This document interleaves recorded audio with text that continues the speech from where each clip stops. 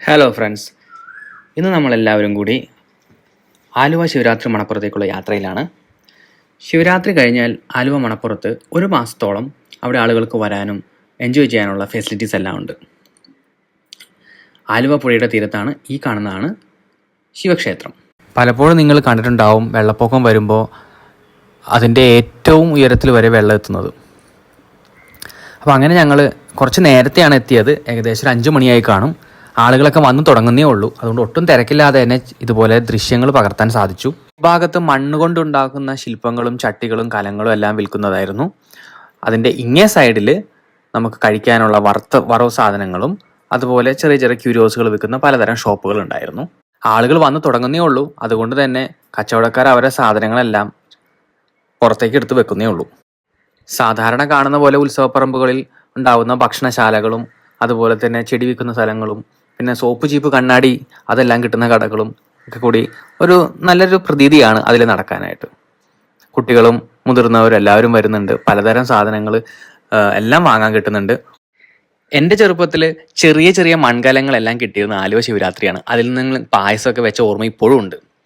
അതിൽ നിന്ന് ഒത്തിരി വ്യത്യസ്തമായി കാലം മാറിയപ്പോൾ സാധനങ്ങളും മറ്റുള്ള കാര്യങ്ങളെല്ലാം തന്നെ ഭക്ഷണപ്പുരകളും അതുപോലെ തന്നെ കമ്മലും പിന്നെ വേണ്ട സാധന സാമഗ്രികൾ കഴിഞ്ഞാൽ പിന്നെ ഈ ഭാഗത്തെല്ലാം തന്നെ റൈഡും കാര്യങ്ങളുമാണ് അറേഞ്ച് ചെയ്തിരിക്കുന്നത്. കഴിഞ്ഞ തവണത്തേക്കാൾ നിന്ന് വ്യത്യസ്തമായിട്ട് പൊടി ശല്യം ഇല്ലാതിരിക്കാൻ വേണ്ടി ഓൾമോസ്റ്റ് എല്ലാ ഭാഗവും കാർപ്പറ്റ് ചെയ്തിട്ടുണ്ട്. അത് വലിയൊരു അനുഗ്രഹമായിരുന്നു. വളരെ ഇൻട്രസ്റ്റിംഗ് ആയിട്ട് പിന്നെ എനിക്ക് തോന്നിയതാണ് ഈ ഗറില്ല. നല്ല ഭംഗിയുണ്ടായിരുന്നു. അത് വളരെ പെർഫെക്ഷനോടുകൂടി തന്നെയാണ് ചെയ്തിട്ടുള്ളത്. എല്ലാവരും, അതായത് മുതിർന്നവരെയും ചെറിയ കുട്ടികളെയും ഒരേപോലെ ആകർഷിക്കുന്ന ഒരു സ്പോട്ടായിരുന്നു അത്. പിന്നെ വളരെ രസകരമായി തോന്നിയത് ഈ ഗെയിമിംഗ് സ്പോട്ടാണ്. ഈ ഗെയിം എങ്ങനെയാണെന്ന് വെച്ചാൽ നമുക്ക് ഒരു 50 രൂപ കൊടുത്ത് ടോക്കൺ എടുത്തു കഴിഞ്ഞാൽ ഈ ഒരു ചെറിയ ബോളിൽ 6 ചെറിയ ബോൾ കിട്ടും. ഈ ബോള് നമ്മളിങ്ങനെ അവിടുന്ന് നിരക്കി വിട്ട് കഴിഞ്ഞാൽ ആ ചെന്ന് കയറുന്ന ഓരോ കോളത്തിനും ഒരു നമ്പർ അവരിട്ടിട്ടുണ്ട്. മൊത്തത്തിൽ എത്ര നമ്പർ നമ്മൾ കളക്ട് ചെയ്യുന്നോ അതാണ് നമ്മൾ ടോട്ടൽ പോയിന്റ് എന്ന് പറയുന്നത്.